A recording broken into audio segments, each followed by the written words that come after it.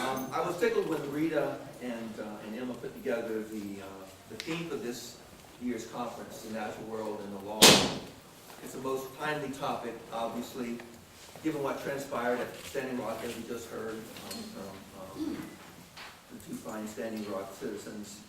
And now with Donald Trump, Price, and Zinke, Trump maybe not so much longer, who knows, in the process of derailing the progress made by the folks at Standing Rock as that movement has continued to spread, as well as Obama's modest efforts regarding climate change and other critical ecological issues. The timing was really right for the theme for this conference. I'm happy to be on this panel with these fine folk. I'm looking forward to hearing their presentations as well. This theme is drawn from a book that I had the honor and the fortune of co-writing with Vine, The Legal Universe, that came out in 2011. The idea originated with Vine, of course, in the late 1970s, but for me it dated back to a 1993 seminar that he taught at the law school at the University of Colorado, titled, not surprisingly, The Legal Universe. I was there that year on an academic scholarship and revising my dissertation, invited me to sit in on the course, and really knew that the work would be relevant to my own dissertation, and so it worked out beautifully. Vine, of course, and unfortunately passed in 2005, and we had really just begun to ramp up the efforts to write the book in 2004, because he had other projects to do, and I was finishing other projects. Then when this health turned, everything just sort of stopped. And I couldn't touch the project for a couple of years until 2007, when it came to me that I really needed to see if I could finish it off, as difficult as that was going to be, because Vine was in a league of his own, intellectually.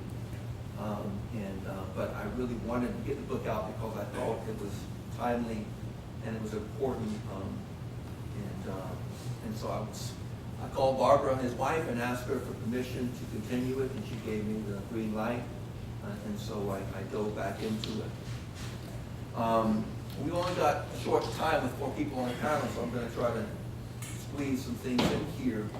But I'll begin by saying there were 3 major premises that we opened up and that guided us as we moved into the book.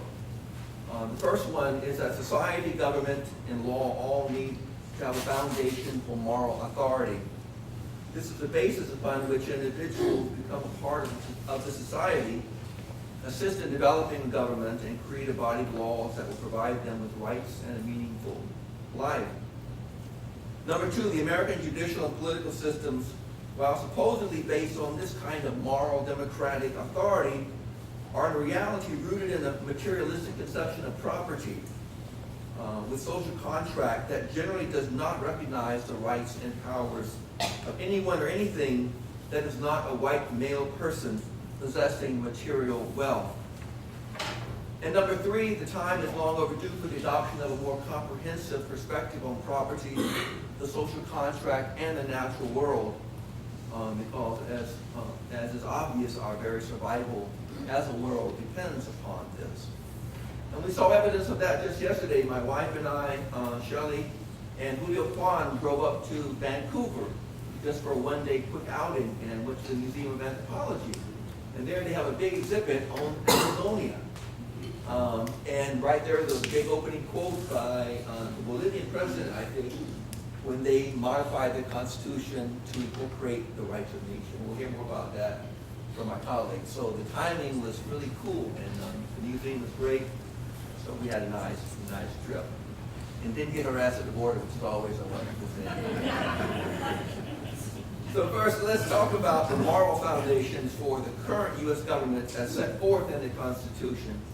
Then we'll talk about how the idea of property comes into play. And we'll end up with discussion about the role of education. The social contract is the idea that individuals are autonomous, or sovereign, if you will. Hank Adams talked about the concept of personal sovereignty in much of his work. And that's a critical concept, as we all know, in native country. Yet individuals yield some of their personal sovereignty to a state or social order, which then acts on their behalf to protect their rights and ensure the orderly conduct of public business. For example, we all pay taxes, right? Or at least some of us do that aren't the President of the United States. And in exchange for that, right, we receive certain benefits, certain protections, the police and schools and roads and so on. The authors of the U.S. Constitution sought to replace the divine right of kings, the reliance on a godlike ruler, with a radical new form of governmental contract, a rational one whereby a society's moral authority would be generated by its members' own consciousness and sense of self. This sounds good, like real democracy, but the authors proceeded to create a government using a couple of basic assumptions that continue to plague us to this day. White men of power and property who created the United States believed the exercise of government and human rights to be essentially male characteristics, and that men make rational choices based on their perception of their own interests. Their interests in this case were the preservation of their social status and wealth, both of which were built upon and sustained by the subjugation of women and African Americans, as well as the exploitation of our nations. Interestingly, the Constitution explicitly places two easily identifiable groups outside the initial American social contract: African Americans and Native peoples. The first, because the members of that group were perceived as less than human, and natives, us, because of diplomatic relationships the colonists had established with our nations and peoples. Women, of course, were not even acknowledged as existing, right, in the U.S. Constitution. No race, culture, creed is supposed to dominate the neutrality of constitutional principles as they are written, yet case law and American history clearly demonstrate that property-educated white males with Christian sentiments were favored, and individuals and groups which do not show those characteristics must go to extraordinary lengths to perceive the benefits of these alleged neutral principles. And we heard His Horses Thunder and his wife talk about this very thing a little while ago. Additionally, the corporation, a completely legal fiction, and property expressed as the uncontrolled use and abuse of physical resources are given status of sufficient strength to prevail against the wishes of human citizens. A corporation, the Supreme Court says, has status as a being and is cloaked with a bounty of rights, protections, and freedoms. By contrast, the earth has virtually no rights, very little protection, and hardly any freedom. Right? So when you balance those two, you see the problem that His Horses Thunder, the couple we're talking about. Compounding this trend is the realization that the natural world, long considered only as raw material from which wealth is to be derived, is dangerously close to collapse and sterility. We face a critical moment in history. Some conceptual framework of law which can adequately control human activities is absolutely necessary, and it's necessary right now. Given the disconnect between neutrally written democratic principles and their actual practice, Vine and I analyzed and sought to recast the unarticulated but nevertheless real principles and concepts that we believe are operative in the American system of law.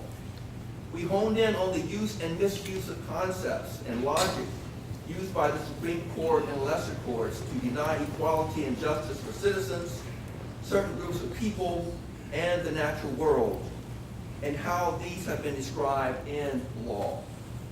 We sought to understand why these non-political minority groups and natural beings were initially, and in the case of the natural world, still are denied constitutional protection and membership under the American social contract, and what the members of these groups have had to endure in their efforts to compel U.S. policymakers and the Supreme Court to broaden the definition of citizen and person to include them.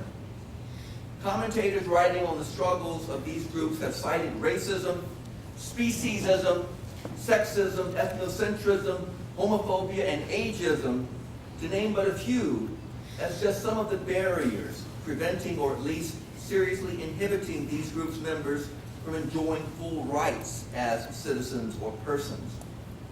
While there is ample evidence to support each of those concepts, we argue that they are inadequate to explain the continuing failure of non-political minorities and nature to achieve genuine legal, political, culture, and economic equality in the American social contract or the American political system. We suggest that the real barrier is the inadequate development of the philosophical framework that provides the foundation of the American social contract.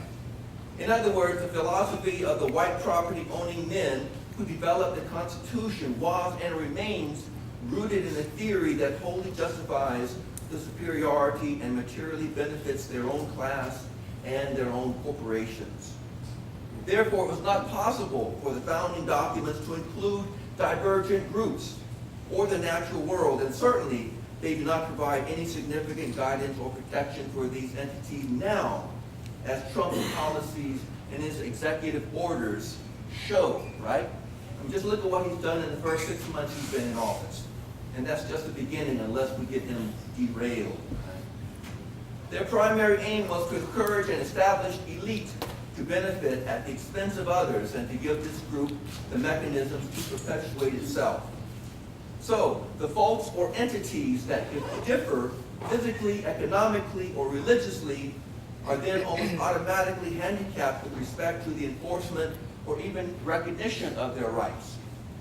Over time, as each outsider group's members, including animals, rivers, and the rest of the natural world, sought to attain a measure of equality under the law, the Supreme Court was the lead institution that either kept the group's members disenfranchised or occasionally pried open the social contract door, if only for isolated groups or individuals.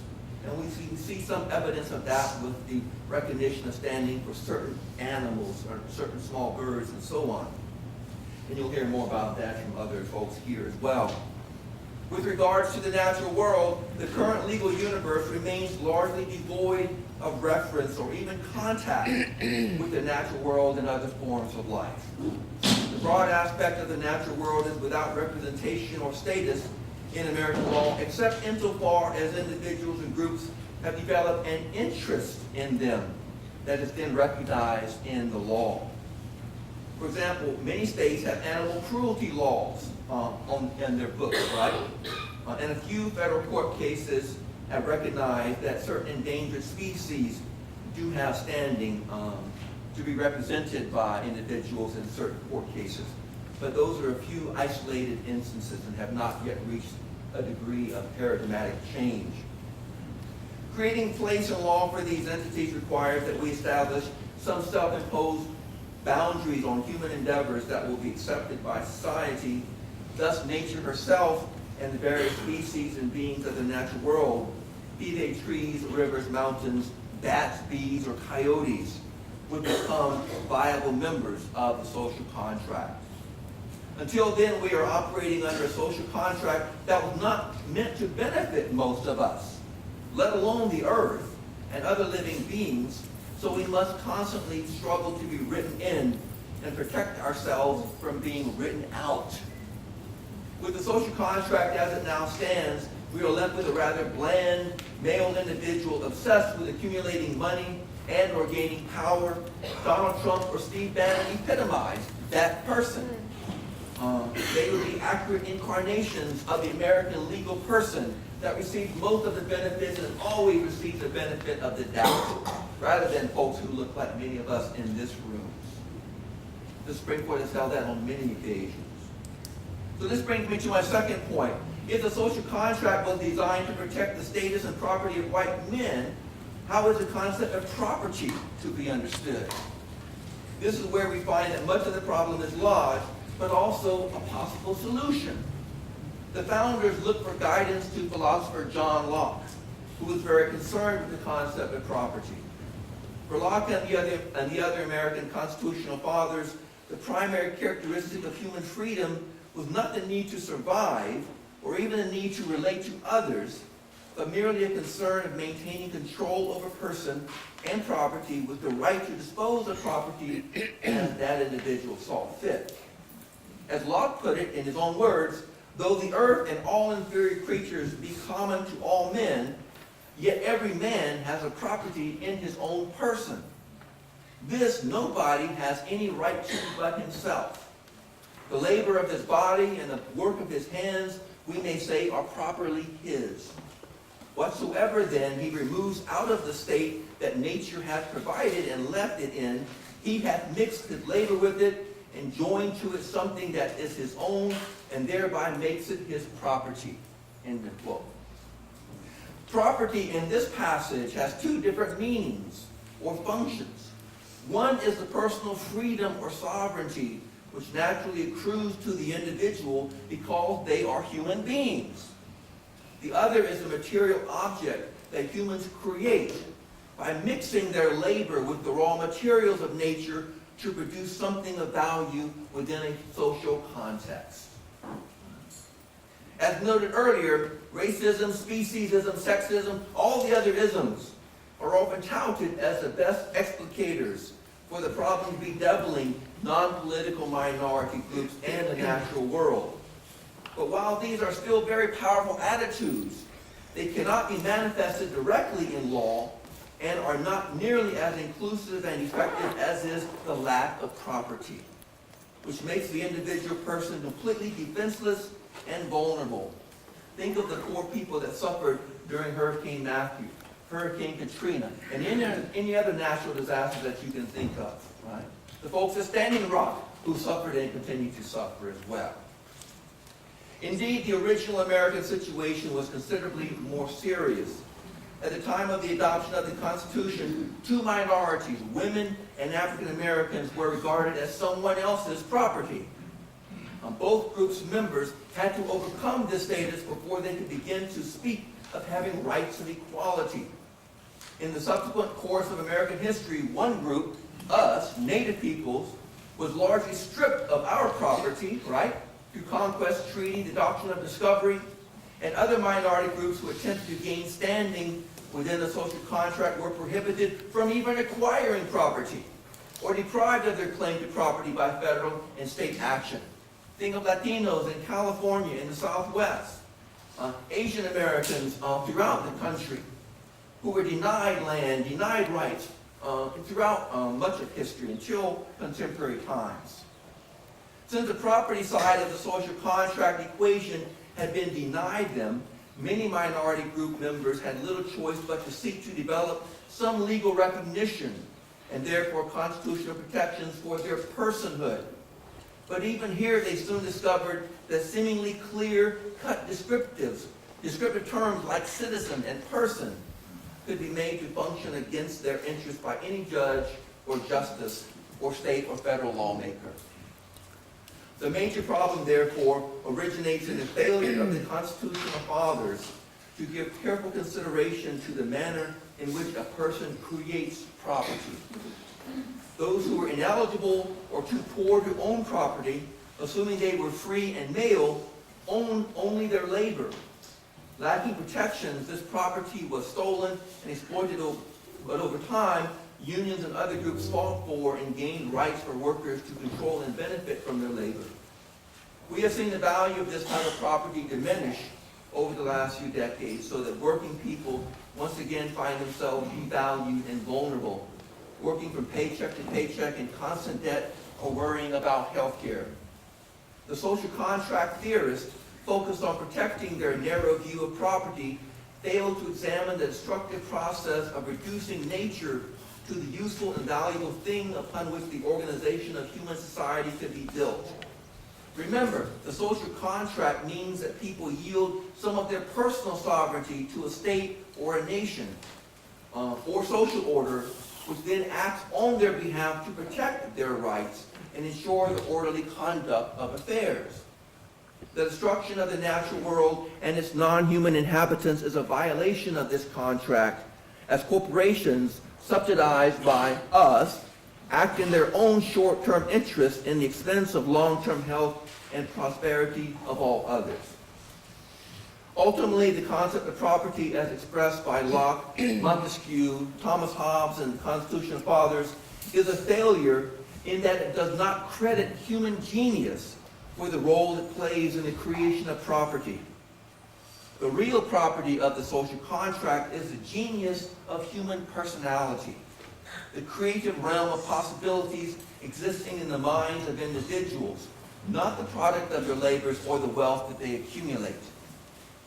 While the constitutional fathers may have believed that property was physical, our subsequent experience indicates that the most valuable property is human personality, because it constantly creates new uses and new relationships with the natural world.